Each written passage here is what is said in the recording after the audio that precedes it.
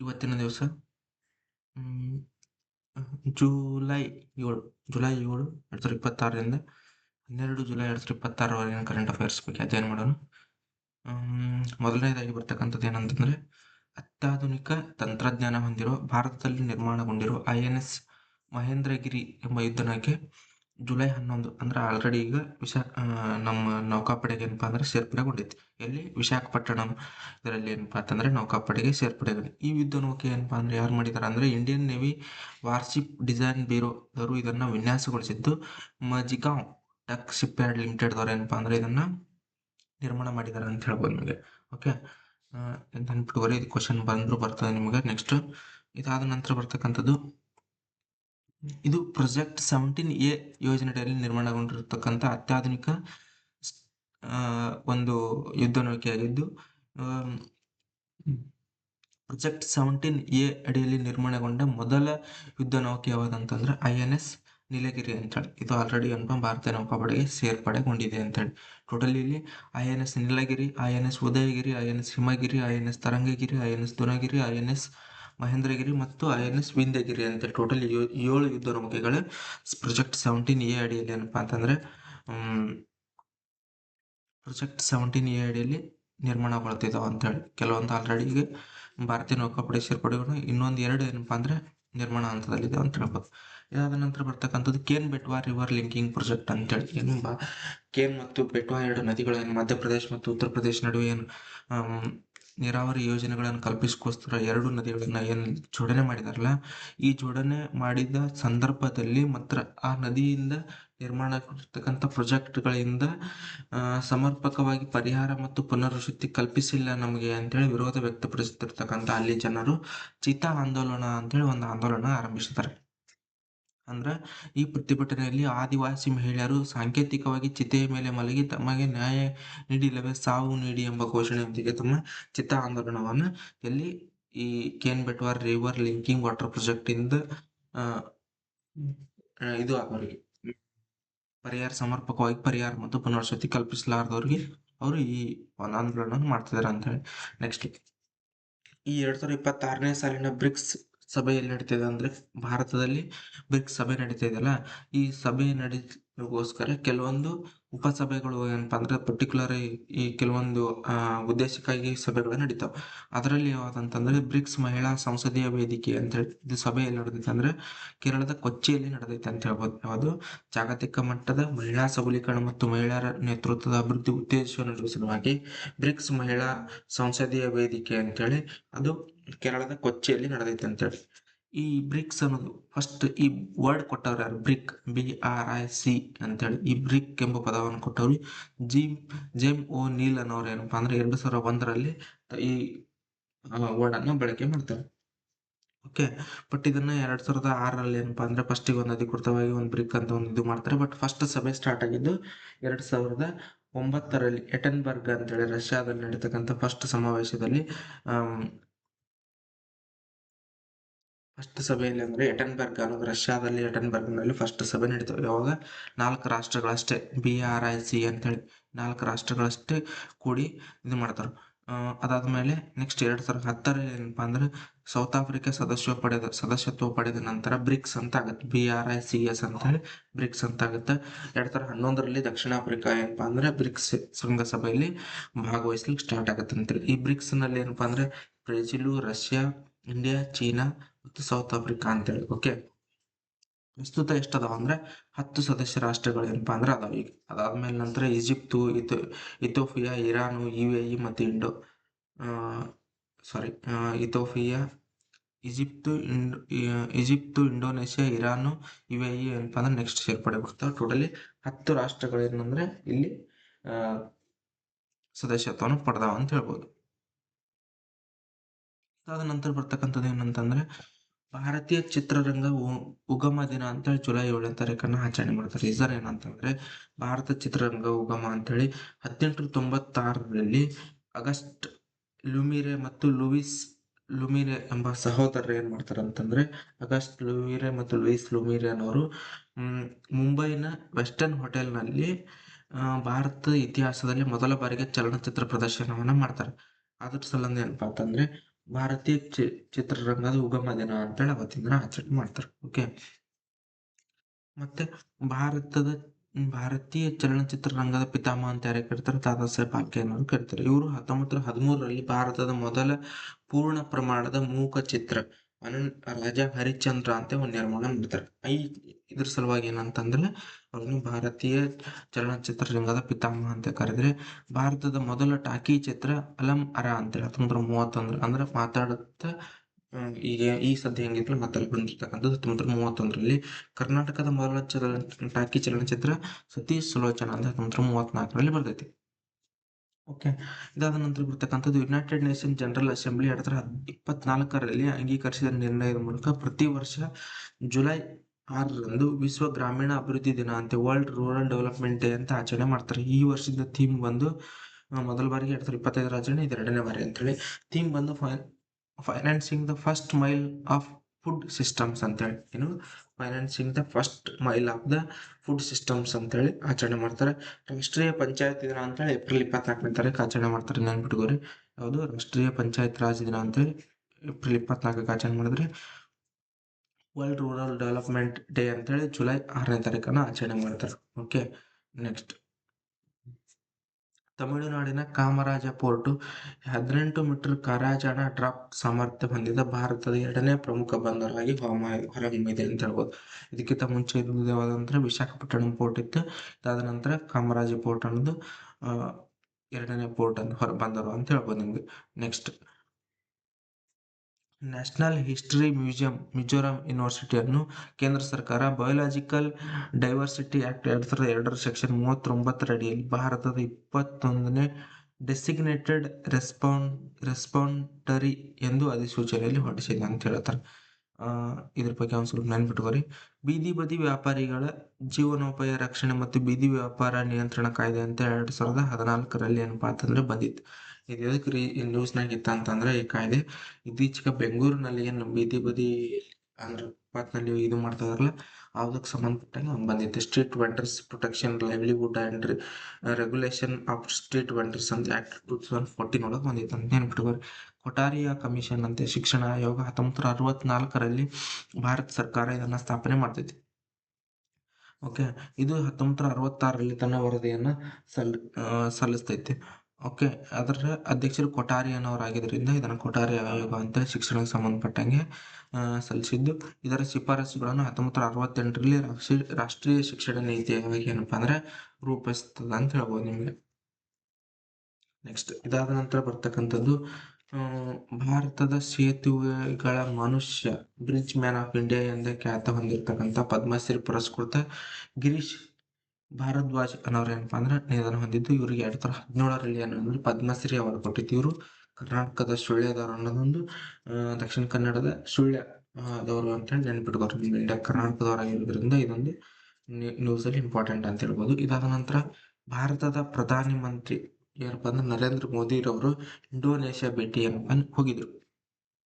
ಈ ಸಂದರ್ಭದಲ್ಲಿ ಆಗಿರ್ತಕ್ಕಂಥ ಕೆಲವು ಒಪ್ಪಂದಗಳ ಬಗ್ಗೆ ಏನಪ್ಪಾ ಅಂದ್ರೆ ಅಧ್ಯಯನ ಮಾಡೋಣ. ಇಲ್ಲಿ ಭಾರತ ದೇಶವು ಇಂಡೋನೇಷ್ಯಾಕ್ಕೆ ಬ್ರಹ್ಮೋಸ್ ಸೂಪರ್ಸಾನಿಕ್ ಕ್ರೂಸ್ ಕ್ಷಿಪಣಿ ಮತ್ತು ಅಸ್ತ್ರ ವಾಯು ಟು ವಾಯು ಏರ್ ಟು ಏರ್ ಕ್ಷಿಪಣಿಯನ್ನ ರಫ್ತು ಮಾಡೋ ಸಲುವಾಗಿ ಏನಪ್ಪಾ ಅಂದ್ರೆ ಒಪ್ಪಂದ ಮಾಡ್ಕೊಂಡದ ಅಂತ ಹೇಳ್ಬೋದು. ಈ ಬ್ರಹ್ಮೋಸ್ ಕ್ಷಿಪಣಿ ಬಂದು ವಿಶ್ವದ ಅತ್ಯಂತ ವೇಗದ ಕಾರ್ಯಾಚರಣೆಯಲ್ಲಿರುವ ಸೂಪರ್ಸಾನಿಕ್ ಕ್ರೂಸ್ ಕ್ಷಿಪಣಿಯಲ್ಲಿ ಒಂದಾಗಿದ್ದು, ಭಾರತದ ಬ್ರಹ್ಮಪುತ್ರ ರಿವರ್ ಮತ್ತು ರಷ್ಯಾದ ಮಾಸ್ಕೋ ರಿವರ್ಗಳ ಎರಡೂ ಹೆಸರಿನಿಂದ ಇದನ್ನು ಬ್ರಹ್ಮೋಸ್ ಅಂತೇಳಿ ಹೆಸರಿಟ್ಟು, ಇದನ್ನ DRDO ಮತ್ತು ರಷ್ಯಾದ NPO ಆ ಎರಡೂ ಸಂಸ್ಥೆಗಳು ಏನಪ್ಪಾ ಅಂತಂದ್ರೆ ಸಂಸ್ಥೆಗಳು ಕೂಡಿ ಇದನ್ನ ವಿನ್ಯಾಸ ಮಾಡಿ ಜಂಟಿಯಾಗಿ ಏನಪ್ಪಾ ಅಂದ್ರೆ ಅಭಿವೃದ್ಧಿಪಡಿಸ್ಯಾವ ಅಂತ ಹೇಳ್ಬೋದು. ಈ ಅಸ್ತ್ರ ಬಂದು ಭಾರತದ ಸ್ವದೇಶಿ ಏರ್ ಟು ಏರ್ ಕ್ಷಿಪಣಿ ಆಗಿದ್ದು, ಇದು defence research development organisation DRDO ಅಭಿವೃದ್ಧಿಪಡಿಸಿದ್ದು, ಶತ್ರು ವಿಮಾನಗಳನ್ನು ಮಧ್ಯ ಆಕಾಶದಲ್ಲೇ ಹೊರಡಿಸುವ ಸಾಮರ್ಥ್ಯವನ್ನು ಹೊಂದಿರತಕ್ಕಂಥ ಒಂದು ಕ್ಷಿಪಣಿ ಅಂತ ಹೇಳ್ಬೋದು. ಓಕೆ. ನೆಕ್ಸ್ಟ್, ಇಂಡೋನೇಷ್ಯಾದ ಜಾವಾ ದ್ವೀಪದಲ್ಲಿ Indian institute of management Bengaluru ಏನು IIM ಬೆಂಗಳೂರು ಇದೆಲ್ಲ ತನ್ನ ವಿದೇಶಿ ಕ್ಯಾಂಪಸ್ನ ಸ್ಥಾಪನೆ ಮಾಡಲು ಒಂದು ಒಪ್ಪಂದ ಆಗಿದೆ ಅಂತೇಳಿ. ಇದು IIM ಬೆಂಗಳೂರಿನ ಮೊದಲ ವಿದೇಶಿ ಕ್ಯಾಂಪಸ್, ಇದು ನೆನ್ಪಿಟ್ಕೋರಿ ನೀವು. ಓಕೆ. ಇದಕ್ಕಿಂತ ಮುಂಚೆ IIM ಅಹಮದಾಬಾದ್ ಅನ್ನೋದು ದುಬೈನಲ್ಲಿ ತನ್ನ ಅಂತಾರಾಷ್ಟ್ರೀಯ ಕ್ಯಾಂಪಸ್ ಅನ್ನು ಮೊದಲನೇ ಬಾರಿಗೆ ಸ್ಥಾಪನೆ ಮಾಡಿತ್ತು. ಬಟ್ IIM ಬೆಂಗಳೂರಿನ ಮೊದಲ ವಿದೇಶಿ ಅಂತಾರಾಷ್ಟ್ರೀಯ ಕ್ಯಾಂಪಸ್ ಅಂತ ನೆನ್ಪಿಟ್ಕೋಬೇಕಾಗಿರ್ತಕ್ಕಂಥ. ನೆಕ್ಸ್ಟ್, ಇಂಡೋನೇಷ್ಯಾ ಪ್ರವಾಸದ ವೇಳೆ ನರೇಂದ್ರ ಮೋದಿಯವರು ಜಾವಾ ದ್ವೀಪದಲ್ಲಿರುವ ಸುಮಾರು 1,000 ವರ್ಷಗಳಷ್ಟು ಹಳೆಯದಾದ ಪ್ರಬಂಬನ್ ಟೆಂಪಲ್ ದೇವಸ್ಥಾನಕ್ಕೆ ಭೇಟಿ ನೀಡಿ ಇದರ ಅಭಿವೃದ್ಧಿಪಡಿಸಲುವಾಗಿ ಏನಪ್ಪಾ ಅಂದ್ರೆ ಇದನ್ನ ಅಂದ್ರೆ ಕೆಲವೊಂದಿಷ್ಟು ಶಿಥಿಲಾವಸ್ಥೆಯಲ್ಲಿ ಬಂದಿತ್ತು ಅಂದ್ರೆ 1,000 ವರ್ಷದ ಹಿಂದಿಂದಲ ಈ ಉದ್ದೇಶಕ್ಕೋಸ್ಕರ ಇದನ್ನ ಕೆಲವೊಂದಿಷ್ಟನ್ನ ಏನ್ ಮಾಡ್ಬೇಕು, ಡೆವಲಪ್ಮೆಂಟ್ ಮಾಡ್ಬೇಕು ಅನ್ನೋಸ್ಕರ ಅಲ್ಲಿ ಒಪ್ಪಂದನ ಮಾಡ್ಕೊಂಡಿದೆ ಅಂತ ಹೇಳ್ಬೋದು. ಇದು ಇಂಡೋನೇಷ್ಯಾದ ಅತ್ಯಂತ ದೊಡ್ಡ ಹಿಂದೂ ದೇವಾಲಯ ಸಂಕೀರ್ಣವಾಗಿದ್ದು ವಿಶ್ವ ಪಾರಂಪರ್ಯ ಪಟ್ಟಿಗೆ ಏನಪ್ಪಾ ಅಂದ್ರೆ ಇದನ್ನು ಸೇರ್ಪಡೆಗೊಂಡೈತೆ ಅಂತ ಹೇಳ್ಬೋದು. ನೆಕ್ಸ್ಟ್, ಭಾರತ ಮತ್ತು ಇಂಡೋನೇಷ್ಯಾ ದೇಶ ಏನಿದೆಯಲ್ಲ ಸಬಾಂಗ್ ಪೋರ್ಟ್ ಅನ್ನ ಜಂಟಿಯಾಗಿ ಅಭಿವೃದ್ಧಿಪಡಿಸಲು ಉದ್ದೇಶಿಸಿದೆ ಅಂತ ಹೇಳ್ಬೋದು. ಇದು ಇಂದಿರಾ ಪಾಯಿಂಟ್ ನಮ್ಮ ಗ್ರೇಟ್ ನಿಕೋಬಾರದಲ್ಲಿರ್ತಕ್ಕಂಥ ಇಂದಿರಾ ಪಾಯಿಂಟ್ ಇದೆಯಲ್ಲ, ಈ ಇಂದಿರಾ ಪಾಯಿಂಟ್ನಲ್ಲಿ ಸಮೀಪದಲ್ಲಿದೆ ಅಂತ ಹೇಳ್ಬೋದು. ಉಭಯ ದೇಶದ ನಾಯಕರು ಟ್ಯಾಗೋರ್ ಕಿ ಹಜಾರ್ ದೇವಾಂತರ್ ಅಂತ ಸಾಂಸ್ಕೃತಿಕ ಮತ್ತು ಶೈಕ್ಷಣಿಕ ರಾಜತಾಂತ್ರಿಕ ವರ್ಷವ ಅಂತೇಳಿ ಆರಂಭಿಸೋದಾಗಿ ಘೋಷಣೆ ಮಾಡಿದೆವು ಅಂತ ಹೇಳ್ತಾರೆ. ನೆಕ್ಸ್ಟ್, ಇದಾದ ನಂತರ ಇಂಡೋನೇಷ್ಯಾದ ರಾಷ್ಟ್ರಪತಿ ಯಾರದಾರ ಅಂತಂದ್ರೆ ಪ್ರಬೋವೋ ಸಿಂಬಿಯಂಟೋ ಅಂತೇಳಿ. ಯಾರು? ಪ್ರಬೋವೋ ಸುಬಿಯಾಂತೋ ಅಂತೇಳಿ. ಪ್ರಬೋವೋ ಸುಬಿಯಾಂತೋ ಅನ್ನೋರು ಏನಪ್ಪಾ ಅಂತಂದ್ರೆ ಇದರ ರಾಷ್ಟ್ರಪತಿಗಳದಾರ ಅಂತ ಹೇಳಿ ಇಲ್ಲಿ ಅಧ್ಯಕ್ಷರಾದಾರ ಅಂತ ಹೇಳ್ಬೋದು ನಿಮ್ಗೆ. ನೆಕ್ಸ್ಟ್, ಇಲ್ಲಿ ಬರ್ತಕ್ಕಂಥದ್ದು ಭಾರತದಲ್ಲಿ ಪ್ರಸ್ತುತ ಬಳಕೆಯಲ್ಲಿರುವ ಇವಿಎಮ್ಸ್ ಏನ್ ನಮ್ಮಲ್ಲಿ ಭಾರತದಲ್ಲಿ ವೋಟಿಂಗ್ ಮಷಿನ್ಸ್ ಅದಲ್ಲ ಇವಿಎಮ್ಸ್ ಅಂತೇಳಿ ಇಂಡೋನೇಷ್ಯಾದ ಅಲ್ಲಿಯ ಅಗತ್ಯತೆಗಳ ಅನುಗುಣವಾಗಿ ಅಭಿವೃದ್ಧಿಪಡಿಸಿ ಆ ದೇಶಕ್ಕೆ ರಫ್ತು ಮಾಡಲು ಏನಪ್ಪ ಅಂತಂದ್ರೆ ಭಾರತ ಸರ್ಕಾರ ಇಲ್ಲಿ ಹೋದ ಸಂದರ್ಭದಲ್ಲಿ ಒಪ್ಪಂದ ಮಾಡ್ಕೊಂಡದ ಅಂತ ಹೇಳ್ತಾರೆ. ನೆಕ್ಸ್ಟ್, DWR 162 ಅಂತೇಳಿ ಇದು ಒಂದು ಗೋಧಿ ತಳಿ. ಇದನ್ನ ಅಗ್ರಿಕಲ್ಚರ್ ಯೂನಿವರ್ಸಿಟಿ ಧಾರವಾಡದವ್ರು ಏನಪ್ಪಾ ಅಂದ್ರೆ ಇದನ್ನ ಅಭಿವೃದ್ಧಿಪಡಿಸಿದಾರೆ. ಭಾರತ ಸರ್ಕಾರ ಈ ತಳಿಯ ಬೀಜವನ್ನು ಇಂಡೋನೇಷ್ಯಾಗೆ ರಫ್ತು ಮಾಡಲು ಅನುಮೋದನೆ ನೀಡಿರುತ್ತೆ ಅಂತ ಹೇಳ್ಬೋದು ನಿಮಗೆ. ಇದು ಇಂಪಾರ್ಟೆಂಟ್ ನೆನ್ಪಿಟ್ಕೋರಿ. ನೆಕ್ಸ್ಟ್, ಇನ್ನೊಂದು ಬರ್ತಕ್ಕಂಥದ್ದು ಏನಪ್ಪಾ ಅಂತಂದ್ರೆ ಇಂಡೋನೇಷ್ಯಾದ ಅತ್ಯುನ್ನತ ಗೌರವ ಪುರಸ್ಕಾರ ಯಾರು? ಬಿತಾಂಗ್ ಅದಿಪೂರ್ಡ್ ರಿಪಬ್ಲಿಕ್ ಆಫ್ ಇಂಡೋನೇಷ್ಯಾ ಅಂತೇಳಿ ಈ ಪ್ರಶಸ್ತಿ ಏನಪ್ಪಾ ಅಂದ್ರೆ ನರೇಂದ್ರ ಮೋದಿ ಅವರಿಗೆ ನೀಡಿದ್ದಾರೆ. ಇದು ನರೇಂದ್ರ ಮೋದಿ ಅವರು ಪಡೆದಿರ್ತಕ್ಕಂಥ 35ನೇ ವಿಶ್ವ ಗೌರವ ಅಂತ ಹೇಳ್ಬೋದು. Okay. Next, Indian space research organisation ISRO Gaganyaan ಮಾನವ ಬಾಹ್ಯಾಕಾಶ ನಿರ್ಮಿತ ತುರ್ತು ಸುರಕ್ಷತಾ ವ್ಯವಸ್ಥೆ ಭಾಗವಾದ ಸಾಲಿಡ್ ಮೋಟರ್ ಪರೀಕ್ಷೆಯನ್ನು ಏನಪ್ಪಾ ಅಂತಂದ್ರೆ ಯಶಸ್ವಿಯಾಗಿ ನಡೆಸಿದೆ ಅಂತ ಹೇಳ್ಬೋದು. ಓಕೆ. ನೆಕ್ಸ್ಟ್, ಅಮೆರಿಕ ಬಂದು 250 ವರ್ಷ ಆಯ್ತು ಅದು ಸ್ವತಂತ್ರಗೊಂಡು. ಈ ಸ್ವತಂತ್ರಗೊಂಡ ಉದ್ದೇಶದಿಂದ ಏನಪ್ಪಾ ಅಂದ್ರೆ 250ನೇ ಸ್ವತಂತ್ರೋತ್ಸವದ ಅಂಗವಾಗಿ ನ್ಯೂಯಾರ್ಕ್ ಸಿಟಿನಲ್ಲಿ ಆಯೋಜಿಸಿರುವ ಅಂತಾರಾಷ್ಟ್ರೀಯ ನೌಕಾ ಪ್ರದರ್ಶನ ಸೇಲ್ ಫೋರ್ತ್ 250 ಅಂತೇಳಿ ಈ ನೌಕಾಪಡೆ ಪ್ರದರ್ಶನಕ್ಕೆ ಏನಪ್ಪಾ ಅಂದ್ರೆ ಭಾರತೀಯ ನೌಕಾಪಡೆ ತರಬೇತಿ ಹಡಗು INS ಸುದರ್ಶಿನಿ ಅನ್ನೋದು ಏನಪ್ಪಾ ಅಂದ್ರೆ ಭಾಗವಹಿಸ್ಲಿಕ್ಕೆ ಅಂತ ಹೇಳ್ಬೋದು. ಓಕೆ. INS ಸುದರ್ಶಿನಿ ಬಗ್ಗೆ ಹೇಳ್ಬೇಕಂದ್ರೆ ಇದೊಂದು ಸ್ವದೇಶಿ ನಿರ್ಮಿತ ಸೇಲ್ ಟ್ರೈನಿಂಗ್ ಶಿಪ್ ಆಗಿದ್ದು ಗೋವಾ ಶಿಪ್ಯಾರ್ಡ್ ನಲ್ಲಿ ಇದನ್ನು ನಿರ್ಮಾಣ ಮಾಡೈತಿ. 2012ರಲ್ಲಿ ಭಾರತೀಯ ನೌಕಾಪಡೆಗೆ ಏನಪ್ಪಾ ಅಂದ್ರೆ ಸೇರ್ಪಡೆಗೊಂಡಿತ್ತು. ಇಲ್ಲಿ ಇನ್ನೊಂದು ಏನಪ್ಪಾ ಅಂದ್ರೆ INS ತರಣಗಿರಿ ಅಂತ ಹೇಳಿ ಒಂದಿದೆ. INS ತರಂಗಿಣಿ ಅಂತೇಳಿ ಮತ್ತೆ INS ಸುದರ್ಶಿನಿ ಅಂತೇಳಿ ಇವೆರಡನ್ನ ಸಹೋದರಿ ಸಿಸ್ಟರ್ ಶಿಪ್ಸ್ ಅಂತ ಕರೀತಾರೆ. ಓಕೆ, ಇದನ್ನ ನೆನಪಿಟ್ಕೊಳ್ಳಿ. ನೆಕ್ಸ್ಟ್, DRDO ಒಡಿಶಾದ ಚಂಡೀಪುರದಲ್ಲಿ ಸಮಗ್ರ ಪರೀಕ್ಷಾ ಕೇಂದ್ರದಿಂದ ಪಿನಾಕ್ ದೀರ್ಘ ಶ್ರೇಣಿಯ ಮಾರ್ಗದರ್ಶಿತ long range guided rocket missile ಏನಪ್ಪಾ ಅಂದ್ರೆ ಯಶಸ್ವಿಯಾಗಿ ಟೆಸ್ಟೆಡ್ ಮಾಡಿದೆ ಅಂತ ಹೇಳ್ಬೋದು. ಓಕೆ. ಪಿನಾಕ್ ಅಂತೇಳಿ DRDO 1958 ಸ್ಥಾಪನೆ ಆಗಿತ್ತು ನ್ಯೂ ದೆಹಲಿ ಒಳಗೆ. ಇದ್ರ ಹೆಡ್ ಕ್ವಾರ್ಟರ್ ಇದೆ ಅಂತ ಹೇಳ್ಬೋದು. Okay. Next, Atal innovation mission NITI Aayog France ಲಾ ಫೌಂಡೇಶನ್ ಮತ್ತು ಇತರೆ ಪಾಲುದಾರ ಸಂಸ್ಥೆ ಸಹಯೋಗದೊಂದಿಗೆ ಭಾರತ-ಫ್ರಾನ್ಸ್ ATL ಸೇತು ಉಪಕ್ರಮವನ್ನು ಆರಂಭ ಮಾಡಿದೆ ಅಂತ ಹೇಳ್ತಾರೆ. Okay. Atal innovation mission NITI ಆಯೋಗ ಫ್ರಾನ್ಸ್ನ ಲಾ ಫೌಂಡೇಶನ್ ಇತರ ಪಾಲುದಾರ ಸಂಸ್ಥೆಗಳೊಂದಿಗೆ ಭಾರತ ಮತ್ತು ಫ್ರಾನ್ಸ್ ಅಟಲ್ ಸೇತು ಎಂಬ ಉಪಕ್ರಮವನ್ನು ಆರಂಭಿಸಿದ್ದು ಭಾರತ ಮತ್ತು ಫ್ರಾನ್ಸ್ ನವೋದ್ಯಮ ಪರಿಸರ ವ್ಯವಸ್ಥೆಗಳನ್ನು ಸಂಪರ್ಕಿಸುವುದು ಮತ್ತು ವಿದ್ಯಾರ್ಥಿಗಳು, ಸ್ಟಾರ್ಟ್ಅಪ್ಗಳು ಮತ್ತು ಸಂಶೋಧಕರ ನಡುವೆ ಸಹಕಾರ ಉತ್ತೇಜಿಸುವುದು ಇದರ ಮುಖ್ಯ ಉದ್ದೇಶ ಆಗೈತಿ. ಮತ್ತು ಭಾರತ ಮತ್ತು ಫ್ರಾನ್ಸ್ ನಡುವಿನ ನಾವೀನ್ಯತೆ ಮತ್ತು ಉದ್ಯಮಶೀಲತೆ ನಾಯಕತ್ವವನ್ನು ಸಹಕಾರವನ್ನು ಬಲಪಡಿಸುವುದು ಏನಪ್ಪ ಅಂದರೆ ಇದರ ಮುಖ್ಯ ಉದ್ದೇಶ ಆಗಿದೆ ಅಂತ ಹೇಳ್ಬೋದು. ನೆಕ್ಸ್ಟ್ ಜಾರ್ಖಂಡ್‌ನಲ್ಲಿ ಇತ್ತೀಚೆಗೆ 5 ಭೌಗೋಳಿಕ ಸೂಚ್ಯಂಕಗಳನ್ನು GI ಟ್ಯಾಗ್‌ಗಳನ್ನು ನೀಡೈತಿ. ಅದು ಯಾವುದಂತಂದ್ರೆ ಬಗೈ ರೇಷ್ಮೆ ಅಂತೇಳಿ, ಕುಚಾಯಿ ರೇಷ್ಮೆ ಅಂತೇಳಿ, ಮುಂಡಾ ಆಭರಣಗಳು, ಬಿದಿರಿನ ಕರಕುಶಲ ಅಲ್ಲಿ ಏನು ಉತ್ಪಾದನೆ ಆಗುತ್ತಲ್ಲ ಅದನ್ನು, ಮತ್ತೆ ಕುಶಾಲ ಕರಕುಶಲ ವಸ್ತುಗಳಂತೆ ಸ್ಥಳೀಯ ಕರಕುಶಲ ಉತ್ಪನ್ನವಾಗಿದ್ದು ಟೋಟಲಿ 5 ಇದಕ್ಕೇನಪ್ಪ ಅಂದ್ರೆ GI ಟ್ಯಾಗ್ ನೀಡಿ ಇದು ಮಾಡಿದ್ದಾರೆ ಅಂತ ಹೇಳಿ. ಈ GI ಟ್ಯಾಗ್ ಅನ್ನು ಚೆನ್ನೈನಲ್ಲಿರುವ ಜಿಯೋಗ್ರಫಿಕಲ್ ಇಂಡಿಕೇಶನ್ ರಿಜಿಸ್ಟ್ರಿ ಅನ್ನೋರು ಏನಪ್ಪ ಅಂದ್ರೆ ಹಿಡ್ಕೊತ ಬರ್ತಾ ಇದ್ದಾರೆ. ಜಾರಿಗೆ ಬಂದ ವರ್ಷ 2003. ಕರ್ನಾಟಕದಲ್ಲಿ ಸುಮಾರು 65 GI ಟ್ಯಾಗ್‌ಗಳನ್ನ ಪಡೆದಿದೆ ಅಂತ ಹೇಳ್ಬೋದು. ಜುಲೈ 10ನೇ ತಾರೀಕನ್ನ ಏನ್ ಮಾಡ್ತಾರೆ, ಜಾಗತಿಕ ಇಂಧನ ಜಾಗೃತಿ ದಿನವನ್ನಾಗಿ ಏನಪ್ಪಾ ಅಂದ್ರೆ ಜಾಗತಿಕ ಇಂಧನ ಸ್ವತಂತ್ರ ದಿನ, ಗ್ಲೋಬಲ್ ಎನರ್ಜಿ ಇಂಡಿಪೆಂಡೆನ್ಸ್ ಡೇ ಅಂತೇಳಿ ಆಚರಣೆ ಮಾಡ್ತಾರೆ. ನೆಕ್ಸ್ಟ್ ವಿಪತ್ತು ನಿರ್ವಹಣಾ ಕಾಯ್ದೆ, ಡಿಸಾಸ್ಟರ್ ಮ್ಯಾನೇಜ್ಮೆಂಟ್ ಆಕ್ಟ್ ಅಂತ 2005ರಲ್ಲಿ ಬಂದೈತಿ. ಇದು ಯಾಕೆ ನ್ಯೂಸ್ನಲ್ಲಿದೆ ಅಂತಂದ್ರೆ ಈ ಇತ್ತೀಚೆಗೆ ಏನಪ್ಪಾ ಅಂದ್ರೆ ಬರಗಾಲ ಪೀಡಿತ ಅಂತ ಹೇಳಿ ಇದು ಬರ್ತಾ ಇದ್ರೆ ಆ ಸಲಿಂದ ವಿಪತ್ತು ಮತ್ತು ಅತಿ ಹೆಚ್ಚು ಮಳೆಯಾಗಿ ಏನಾದರೂ ಸಮಸ್ಯೆ ಇದಾದ ಟೈಮ್ ಸಂಬಂಧ ಬರ್ತೈತಿ ವಿಪತ್ತು ನಿರ್ವಹಣಾ ಕಾಯ್ದೆ ಅಂತೇಳಿ ನ್ಯೂಸ್ನಲ್ಲಿದೆ. ನ್ಯಾಷನಲ್ ಡಿಸಾಸ್ಟರ್ ಮ್ಯಾನೇಜ್ಮೆಂಟ್ ಅಥಾರಿಟಿ ಅಂತ ಏನಿದೆಯಲ್ಲ ಇದರ ಅಧ್ಯಕ್ಷರು ಬಂದು ಪ್ರಧಾನಮಂತ್ರಿಗಳು ಇರ್ತಾರೆ. ಸ್ಟೇಟ್ ಡಿಸಾಸ್ಟರ್ ಮ್ಯಾನೇಜ್ಮೆಂಟ್ ಅಥಾರಿಟಿ ಅಂತ ಏನಿದೆಯಲ್ಲ ಇದರ ಮುಖ್ಯಮಂತ್ರಿಗಳ ಅಧ್ಯಕ್ಷರಾಗಿರ್ತಾರೆ. ಡಿಸ್ಟ್ರಿಕ್ಟ್ ಡಿಸಾಸ್ಟರ್ ಮ್ಯಾನೇಜ್ಮೆಂಟ್ ಅಥಾರಿಟಿ ಅಂತ ಏನಿದೆಯಲ್ಲ ಜಿಲ್ಲಾಧಿಕಾರಿಗಳು ಏನಪ್ಪಾ ಅಂದ್ರೆ ಇದರದ ಅಧ್ಯಕ್ಷರಾಗಿರ್ತಾರೆ ಅಂತ ಹೇಳಿ. ಓಕೆ. ಶಿಕ್ಷಣ ಸಚಿವಾಲಯ UDISE plus unified district information system for the education plus ಎಂಬ ವರದಿಯನ್ನು ಬಿಡುಗಡೆ ಮಾಡಿದೆ ಅಂತ ಹೇಳ್ಬೋದು. ಕೇಂದ್ರ ಬುಡಕಟ್ಟು ವ್ಯವಹಾರಗಳ ಸಚಿವ ಇವರು ಏನಪ್ಪಾ ಅಂದ್ರೆ ಟ್ರೈಬ್ ಎಕ್ಸ್ ಎಂಬ ಡಿಜಿಟಲ್ ವೇದಿಕೆಯನ್ನು ಆರಂಭಿಸಿದ್ದಾರೆ. ಇದು ರೀಸನ್ ಏನು ಅಂತಂದ್ರೆ ಬುಡಕಟ್ಟು ವ್ಯವಹಾರಗಳ ಸಚಿವ ಆರಂಭಿಸಿರುವ ಟ್ರೈಬ್ ಎಕ್ಸ್ ಅಂತೇಳಿ ಇದು ಡಿಜಿಟಲ್ ವೇದಿಕೆ ಆರಂಭಿಸಿದ್ದು. ಇದರ ಮುಖ್ಯ ಉದ್ದೇಶ ಬುಡಕಟ್ಟು ಕಲೆ, ಸಂಸ್ಕೃತಿ ಮತ್ತು ಪರಂಪರೆಯನ್ನು ಉತ್ತೇಜಿಸುವುದರಿಂದ ಅಂದ್ರೆ ಇದರ ಮುಖ್ಯ ಗುರಿಯಾಗಿದೆ ಅಂತ ಹೇಳ್ಬೋದು. ಓಕೆ. ಇದಾದ ನಂತರ ಬರ್ತಕ್ಕಂಥದ್ದು ಸೌರವ್ ಗಂಗೂಲಿ ಅವರಿಗೆ ICC ಏನಪ್ಪಾ ಅಂದ್ರೆ ಇಂಟರ್ನ್ಯಾಷನಲ್ ಕ್ರಿಕೆಟ್ ಕೌನ್ಸಿಲ್ ಏನಂತಂದ್ರೆ ICC ಹಾಲ್ ಆಫ್ ಫೇಮ್ ಏನಪ್ಪಾ ಅಂದ್ರೆ ನೀಡಿ ಗೌರವನ ನೀಡೈತೆ ಅಂತ ಹೇಳ್ಬೋದು. ಇಲ್ಲಿ ಇಂಪಾರ್ಟೆಂಟ್ ನ್ಯೂಸ್ ಏನಂತಂದ್ರೆ ಇದನ್ನು ಪಡೆದ ಟೋಟಲಿ ಭಾರತೀಯರಲ್ಲಿ 13 ಆಟಗಾರರು ಏನಪ್ಪಾ ಅಂದ್ರೆ ಈ ICC ಹಾಲ್ ಆಫ್ ಫೇಮ್ ಅನ್ನ ಪಡೆದಿದ್ದಾರೆ. ಓಕೆ.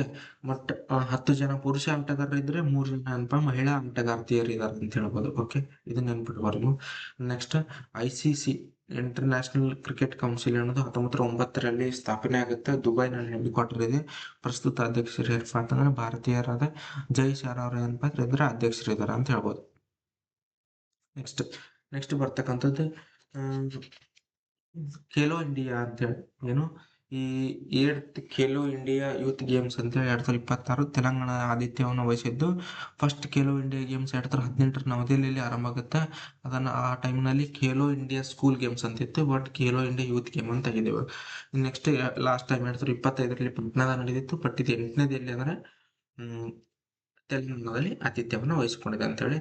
ಭಾರತ ಮತ್ತು ಆಸ್ಟ್ರೇಲಿಯಾ ನಡುವೆ ಯುರೇನಿಯಂ ಪೂರೈಕೆ ಒಪ್ಪಂದಕ್ಕೆ ಏನಪ್ಪಾ ಅಂದ್ರೆ ಭಾರತ ಮತ್ತು ಆಸ್ಟ್ರೇಲಿಯಾ ಒಪ್ಕೊಂಡಿದ್ದಾವೆ. ಆಸ್ಟ್ರೇಲಿಯಾ ದೇಶವು ವಿಶ್ವದಲ್ಲಿ ಅತಿ ಹೆಚ್ಚು ಯುರೇನಿಯಂ ಸಂಗ್ರಹ 22% ಯುರೇನಿಯಂ ಎಲ್ಲೈತೆ ಅಂದ್ರೆ ಆಸ್ಟ್ರೇಲಿಯಾದಲ್ಲಿದೆ ಅಂತ ಹೇಳ್ಬೋದು. ಭಾರತ ತನ್ನ ಮೊದಲ ಅಣು ಪರೀಕ್ಷೆಯನ್ನ 18 ಮೇ 1974ರಲ್ಲಿ Pokhran test range smiling Buddha ಎಂಬ ಹೆಸರಿನಲ್ಲಿ ಏನಪ್ಪಾ ಅಂದ್ರೆ ಮಾಡ್ತೈತಿ. ಅದ ನಂತರ ಪೋಖ್ರಾನ್‌ನಲ್ಲಿ 1998ರಲ್ಲಿ ಆಪರೇಷನ್ ಶಕ್ತಿ ಎಂಬ ಇದರಲ್ಲಿ ಅಣು ಪರೀಕ್ಷೆಯನ್ನು ನಡೆಸೈತಿ. ಓಕೆ. ಈ ಆಸ್ಟ್ರೇಲಿಯಾದಿಂದ ನಮಗೆ ಯುರೇನಿಯಂ ಬರ್ತಾ ಇದೆ. ಬಟ್ ಇದಕ್ಕಿಂತ ಮುಂಚೆನೂ ಒಪ್ಪಂದ ಆಗಿತ್ತು. ಬಟ್ ಅಲ್ಲಿಯ ಸಂಸತ್ತಿನ ಇದು ಅಂದ್ರೆ ಸಪೋರ್ಟ್ ಇರಲ್ಲ ಸಲಂದ ನಮಗದು ಸ್ಥಗಿತಗೊಂಡಿತ್ತು. ಬಟ್ ಇವಾಗ ಮತ್ತೆ ಯುರೇನಿಯಂ ಪೂರೈಕೆ ಮಾಡಲು ಅಲ್ಲಿ ಆಸ್ಟ್ರೇಲಿಯಾ ಸರ್ಕಾರ ಒಪ್ಕೊಂಡಿದೆ ಅಂತ ಹೇಳ್ಬೋದು. ಆಸ್ಟ್ರೇಲಿಯಾದ ರಾಜಧಾನಿ ಬಂದು ಕ್ಯಾನ್ಬೆರಾ ಅಂತೇಳಿ. ಆಂಟೋನಿ ಅಲ್ಬನೇಸನ್ ಅವರು ಏನಪ್ಪಾ ಅಂದ್ರೆ ಪ್ರಸ್ತುತ ಅಲ್ಲಿಯ ಅಧ್ಯಕ್ಷರು ಪ್ರಧಾನಮಂತ್ರಿ ಪದರ ಅಂತ ಹೇಳ್ಬೋದು. ಓಕೆ. ಡೆನ್ಮಾರ್ಕ್ ನೋವೋ ನಾರ್ಡಿಕ್ ಅಂತೇಳಿ ಒಂದು ಕಂಪನಿ ಏನಿದೆಯಲ್ಲ ವಾರಕ್ಕೊಮ್ಮೆ ಬಳಸುವ ಇನ್ಸುಲಿನ್ ಏನಪ್ಪಾ ಅಂದ್ರೆ ಇನ್ಸುಲಿನ್ ಅಯೋಡಿಕ್ ಅಂತೇಳಿ ಒಂದು ಔಷಧನ ಪರಿಚಯ ಮಾಡೈತಿ. ಇದು ಭಾರತ ದೇಶಕ್ಕೆ ರಫ್ತು ಮಾಡಲು ಏನಪ್ಪಾ ನಿರ್ಧಾರ ಮಾಡೈತಿ. ಈ ಔಷಧಿಯನ್ನು ಪಡಿತಿರ್ತಕ್ಕಂಥ ಭಾರತ ವಿಶ್ವದಲ್ಲಿ ಭಾರತ 6ನೇ ದೇಶ ಅಂತ ಹೇಳ್ಬೋದು. ಓಕೆ. ಆಮೇಲೆ ಇದು ಏಷ್ಯನ್ ಡೆವಲಪ್ಮೆಂಟ್ ಬ್ಯಾಂಕ್ ಪ್ರಸ್ತುತ ಹಣಕಾಸು ವರ್ಷದಲ್ಲಿ ಭಾರತ GDP ಬೆಳವಣಿಗೆ ದರ 6.6 6 ಇರಲಿದೆ ಅಂತ ಹೇಳಿ ಅಂದಾಜು ಮಾಡಿತ್ತು. ಇದಕ್ಕಿಂತ ಮುಂಚೆ ಅದು 6.7 ಅಂತ ಮಾಡಿತ್ತು.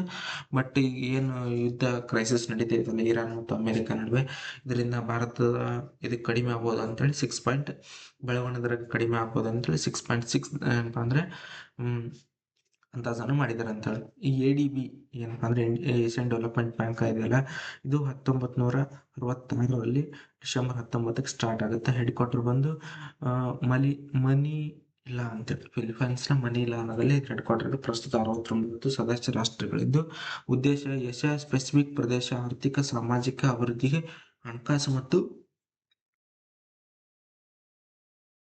ತಾಂತ್ರಿಕ ನೆರವನ್ನು ಒದಗಿಸುವ ಉದ್ದೇಶವನ್ನು ಹೊಂದಿದೆ ಅಂತ ಹೇಳ್ಬೋದು. ಇದಾದ ನಂತರ ಬರ್ತಕ್ಕಂಥದ್ದು ಭಾರತ ಮತ್ತು ನ್ಯೂಜಿಲೆಂಡ್ ನಡುವಿನ ಮುಕ್ತ ವ್ಯಾಪಾರ ಒಪ್ಪಂದ ಅಂತೇಳಿ. ಭಾರತ ಮತ್ತು ನ್ಯೂಜಿಲೆಂಡ್ ನಡುವೆ ಫ್ರೀ ಟ್ರೇಡ್ ಅಗ್ರಿಮೆಂಟ್ ಮಾತುಕತೆ ಆರಂಭವಾಗಿದ್ದು, ಉಭಯ ದೇಶಗಳ ನಡುವೆ ಸುಂಕರಹಿತ ಮತ್ತು ಕಡಿಮೆ ಸುಂಕದ ವ್ಯಾಪಾರ ಉತ್ತೇಜಿಸುವ ಉದ್ದೇಶದಿಂದ ಏನಪ್ಪ ಅಂದರೆ ಇದನ್ನು ಮಾಡಿಕೊಂಡಿದ್ದಾವೆ ಅಂತ ಹೇಳ್ತಾರೆ. ವೆಲ್ಲಿಂಗ್ಟನ್ ಅನ್ನೋದು ನ್ಯೂಜಿಲೆಂಡಿನ ರಾಜಧಾನಿ ಪ್ರಸ್ತುತ ಅಂತ ಹೇಳ್ಬೋದು. ನೆಕ್ಸ್ಟ್ ಈ ಇಂಪಾರ್ಟೆಂಟ್ ನ್ಯೂಸ್ ಎದಕ್ಕೆ ಅಂತಂದರೆ, ನಿಮಗೆ ಇತ್ತೀಚೆಗೆ ಭಾರತ ಮತ್ತು ಇಂಗ್ಲೆಂಡ್ ನಡುವೆ ಮುಕ್ತ ವ್ಯಾಪಾರ ಒಪ್ಪಂದ ಏನು ಹೋದ ವರ್ಷ ಆರಂಭ ಆಗಿತ್ತಲ್ಲ, ಅದನ್ನು ಈಗ ಜಾರಿ ಬಂದೈತೆ ಅಂತ ಹೇಳ್ಬೋದು. ಇದು ಜುಲೈ 15ನೇ ತಾರೀಕಿನಿಂದ ಅದು ಜಾರಿಗೆ ಬಂದೈತಿ. ಅದಕ್ಕೋಸ್ಕರ ಈ ಸದ್ಯಕ್ಕೆ ಇದು ಒಪ್ಪಂದ ಆಗಿದೆ ಅಷ್ಟೇ, ಬಟ್ ಜಾರಿ ಬಂದಿಲ್ಲ. ಅದನ್ನ ನೆನ್ಪಿಟ್ಕೋರಿ ನೀವು. ಓಕೆ, ನೆಕ್ಸ್ಟ್ ಭಾರತೀಯ ಮೂಲದ ಅನಿಲ್ ಮೆನನ್ ಅವರು ನಾಸಾ ಗಗನಯಾತ್ರಿಯಾದ ಅಲ್ಲಿ ಕಜಕಿಸ್ತಾನದಿಂದ ಸೂಯಜ್ MS-29 ಬಾಹ್ಯಾಕಾಶ ನೌಕೆಯ ಮೂಲಕ ಇಂಟರ್ನ್ಯಾಷನಲ್ ಸ್ಪೇಸ್ ಸ್ಟೇಷನ್ಗೆ ಏನಪ್ಪ ಅಂದರೆ ತೆರಳಲಿದ್ದಾರೆ. ಯಾರು? ಭಾರತೀಯ ಮೂಲದ ಅನಿಲ್ ಮೆನನ್ ಅಂತೇಳಿ. ಇದು ನೆನ್ಪಿಟ್ಕೋರಿ. ರಾಷ್ಟ್ರೀಯ ಮೀನು ಕೃಷಿಕರ ದಿನ ಅಂತೇಳಿ, ನ್ಯಾಷನಲ್ ಫಿಶ್ ಫಾರ್ಮರ್ಸ್ ಡೇ ಅಂತ ಪ್ರತಿ ವರ್ಷ ಜುಲೈ 10 ಆಚರಣೆ ಮಾಡ್ತಿದ್ರೆ, ಇದು 1957 ಜುಲೈ 10ರಂದು ಭಾರತೀಯ ವಿಜ್ಞಾನಿಗಳಾದಂತಹ ಹರಿಲಾಲ್ ಚೌಧರಿ ಮತ್ತು KH ಅನಿಲ್ ಖವಾನಿಯನ್ ಅನ್ನೋರು ಪ್ರೇರಿತ ಸಂತಾನೋತ್ಪತ್ತಿ ತಂತ್ರಜ್ಞಾನದಲ್ಲಿ ಸಾಧನೆ ಮಾಡಿದ ಸ್ಮರಣಾರ್ಥ ಏನಪ್ಪ ಅಂತಂದ್ರೆ ಇದನ್ನು ಆಚರಣೆ ಮಾಡ್ಕೊತ ಬರ್ತಾ ಇದ್ದಾರೆ ಅಂತ ಹೇಳ್ಬೋದು. ನೆಕ್ಸ್ಟ್, ಉತ್ತರ ಪ್ರದೇಶ ಸರ್ಕಾರವು ಗುರುದಕ್ಷಿಣ ಎಂಬ ನಗದು ರಹಿತ ಆರೋಗ್ಯ ವಿಮೆ ಯೋಜನೆಯನ್ನು ಆರಂಭ ಮಾಡುತ್ತೆ. ಇದು ಸರ್ಕಾರಿ ಶಿಕ್ಷಕರು ಮತ್ತು ಸಿಬ್ಬಂದಿಗಳು ಮತ್ತು ಅವರ ಕುಟುಂಬದವರಿಗೆ ಈ ವಿಮೆಯ ಸೌಲಭ್ಯನ ಪಡಿತಾರೆ. ಯಾವುದು? ಗುರುದಕ್ಷಿಣ ಅಂತೇಳಿ.